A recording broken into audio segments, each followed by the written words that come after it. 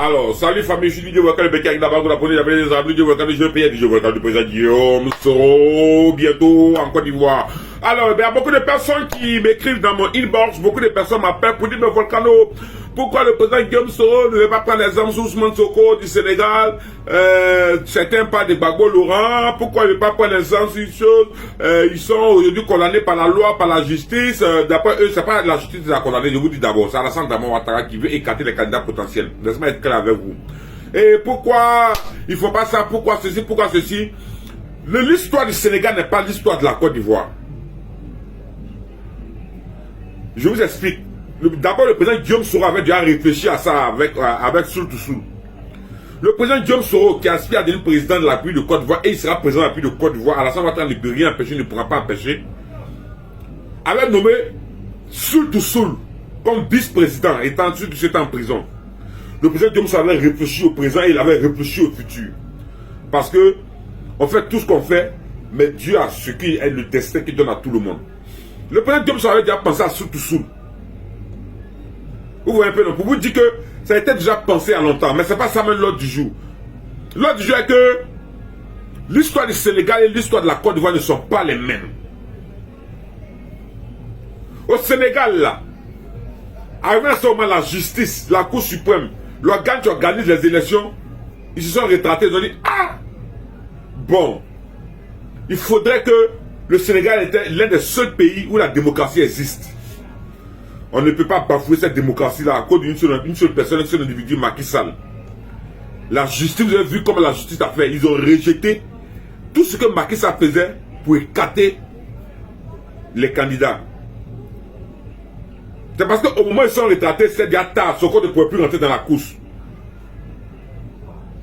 La justice sénégalaise a laissé le problème de Sonko se présenter. C'est pas même chose ici en Côte d'Ivoire. L'organe qui organise les élections au Sénégal, ils sont restés droits dans les bottes. Si le poulet de Macky Sall gagne, ils allaient lui donner des élections. Est-ce que vous comprenez un peu, non? Ici en Côte d'Ivoire, là, on ne peut pas mettre, par exemple, un candidat, Soul to Soul serait un candidat très potentiel pour moi, c'est moi, à titre personnel. Au cas où Alassane Ouattara persiste, Soul to Soul serait un candidat très potentiel pour le GPS. Parce qu'il a les connaissances, il a les ressources, il a l'expérience, il a les acquis auprès du président Guillaume Soro. Il a même plus d'expérience, surtout en politique, que celui-même du Sénégal, qui aujourd'hui que son corps a mis. Surtout serait un candidat très potentiel. Mais je dis, ce n'est pas les mêmes choses. Mais si tu mets surtout ce candidat aujourd'hui, du GPS, que Gbagbo Laurent mette Katina au PPACI, la justice de la Côte d'Ivoire, la Cour suprême de la Côte d'Ivoire mange encore dans les mains d'Alassane Dramane Ouattara. Eux là, ils ne se sont pas retraités, c'est des vendus. La CEI, l'organe qui organise les élections en Côte d'Ivoire, mange encore dans les mains d'Alassane Ouattara, c'est des vendus. Ce n'est pas les mêmes choses, ce n'est pas comparable. Alassane Dramane Ouattara est un dictateur. C'est écrit dans la Bible, qui vient par l'épée, règne par l'épée, périra par l'épée ou partira par l'épée. Alassane Dramane Ouattara, je vous dis, Alassane Ouattara ne va jamais quitter le pouvoir. Parce qu'il connaît ce qu'il attend. Toutes ces dettes qu'il a, ces dettes-là, ces dettes que la Côte d'Ivoire est très endettée aujourd'hui là, il doit pouvoir rendre compte. Ces 3000 morts que Gbagbo Laurent a quitté, il doit pouvoir rendre compte. La mort de beaucoup de personnes comme les Ibé. Alassane Ouattara, il a un gros dossier derrière lui qui a fait qu'ils vont l'arrêter pour l'envoyer à la CPI. Il y a un gros dossier derrière Dominique Ouattara qui a fait qu'ils vont l'arrêter pour l'envoyer en prison en France. Est-ce que vous comprenez un peu? Ce n'est pas la même chose. Cette malédiction qui est dans la Bible, quand il dit cette malédiction, c'est-à-dire que cette malédiction qui dit qui payera par l'épée, qui vient par l'épée, qui vient par l'épée, payera par l'épée là. Alassane Ouattara a porté ce boubou de cette malédiction là. C'est par l'épée qu'Alassane Ouattara va quitter le pouvoir. Parce qu'il sait ce qu'il attend. C'est par l'épée, il est venu par l'épée, c'est par l'épée qu'il va partir. C'est biblique, c'est pas un débat. Alassane Ouattara ne peut pas sortir par la grande porte. Lui-même va se donner les moyens de ne pas sortir par la grande porte. Il va se donner les moyens de se ridiculiser de son nid. Donc, l'histoire du Sénégal et la Côte d'Ivoire ne sont pas comparables. Non. Ici, Alassane Ouattara détient encore la justice. Et les juges sont aux ordres d'Alassane Ouattara. Ils mangent la main d'Alassane Ouattara. C'est dommage pour la Côte d'Ivoire. Ces juges qui sont piétiner la démocratie, sont piétiner les règles de la loi. C'est les juges qui sont piétiner l'histoire de la Côte d'Ivoire. Ces juges qui sont piétiner au profit d'Alassane Ouattara. Au Sénégal, ils sont retraités. La CEI, là, c'est dans la main d'Alassane Ouattara. Si ce n'est pas par l'épée, parce que Gbagbo Laurent, il ne peut pas tricher avec Gbagbo Laurent. Et le président Guillaume Soro ne peut même pas rêver un instant vouloir le tricher. Alors ça ne peut pas gagner une élection face à Soro Guillaume. Il ne peut même pas gagner une élection face à Gbagbo Laurent. Donc non, ne rêvez même pas. Donc il va tout faire pour maintenir encore l'organe. Il va tout faire pour maintenir ces juges de la Cour suprême, là, ces vendus là. Il va tout faire pour les maintenir. C'est pas la même chose. À bon entendeur, salut. Surtout sur un candidat potentiel.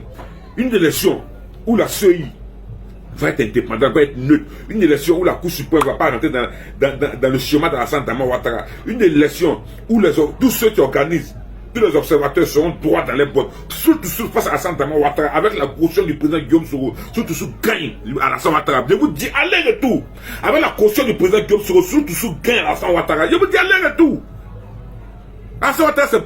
Bon, à bientôt. La team, vous venez d'écouter la vidéo de Didier Volcano. Et il a parfaitement raison. Je l'ai déjà dit plusieurs fois, la politique des différents pays n'est pas pareille. Ce qui se passe dans le pays A n'est pas forcément ce qui va se passer dans le pays B. Pour la simple et unique raison que chaque environnement a ses réalités. Et ces réalités sont différentes des autres. Ce qui se passe au Sénégal, c'est beau, c'est bon et c'est réel. Mais au Sénégal, il n'y a pas Ousmane Sonko là-bas. Et au Sénégal, la dictature n'est pas celle d'Alassane Ouattara. Vous ne pouvez donc pas demander aux Ivoiriens de faire comme les Sénégalais. Car même si Ousmane Sonko est parti en prison, la dictature de Macky Sall n'est pas celle d'Alassane Ouattara. C'est deux choses bien différentes. Vous avez à côté quelqu'un qui a été capable de porter les armes pour venir au pouvoir. De l'autre, quelqu'un qui a parlé pour faire tomber Abdoulaye Wade et pour venir au pouvoir. Donc c'est d'abord deux cas bien différents. À côté de ça, vous n'avez pas beaucoup de grands opposants au Sénégal. Le leader incontesté et connu de tous, c'est Ousmane Sonko. Et en Côte d'Ivoire, l'opposant le plus connu aujourd'hui, c'est le président Laurent Gbagbo.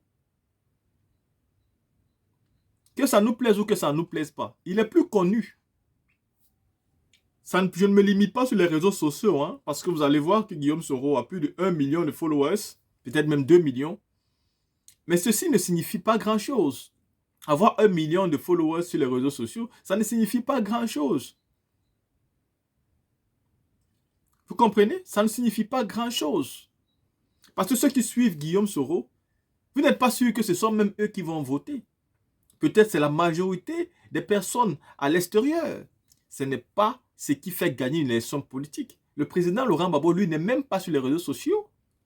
Et pour gagner en l'an 2000, il n'a pas eu besoin des réseaux sociaux. Donc, déjà, l'enjeu de la Côte d'Ivoire donne l'opportunité aux Ivoiriens d'avoir plusieurs grands opposants. Aujourd'hui, nous avons le président Gbagbo. Même si le président Bédié est décédé, il laisse à côté Tidjane Thiam, qui est incontestablement un bon opposant aujourd'hui. Vous avez Soro Guillaume, qui est un très bon opposant aujourd'hui. Vous avez Mamadou Koulibaly, qui est un très bon opposant politique. Ça fait donc beaucoup de possibilités et ça change la donne déjà à ce niveau-là. Et pourtant au Sénégal, il y a beaucoup d'opposants, c'est vrai, mais le plus connu, pas simplement sur les réseaux sociaux, mais même dans la vie active des Ivoiriens, c'est le président Ousmane Sonko. Et les réalités du terrain, les enjeux politiques, les gouvernants ne sont pas les mêmes.